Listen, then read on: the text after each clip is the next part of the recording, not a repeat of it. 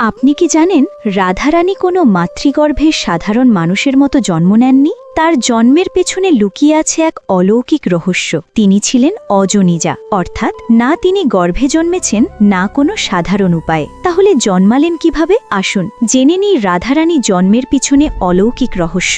ব্রহ্ম বৈবর্ত পুরাণ অনুযায়ী ভাদ্র মাসের শুক্লাষ্টমীতে রাজা বৃষভানু যমুনায় স্নান করতে গিয়ে একটি বড় পদ্মফুলের মাঝে এক অপূর্ব কন্যা শিশুকে খুঁজে পান। তিনি তাকে কন্যা মেনে ঘরে নিয়ে গেলেন।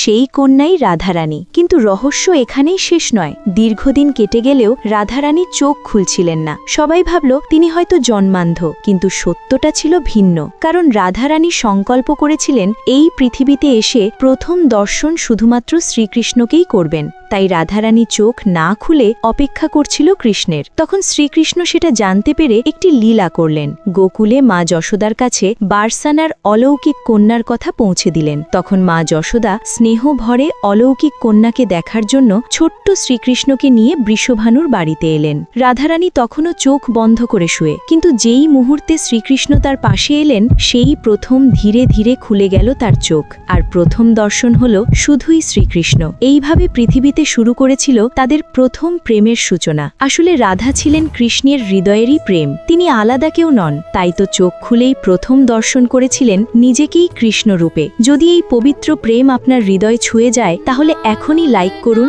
শেয়ার করুন আপনার প্রিয়জনের সাথে, আর কমেন্টে লিখুন রাধে রাধে।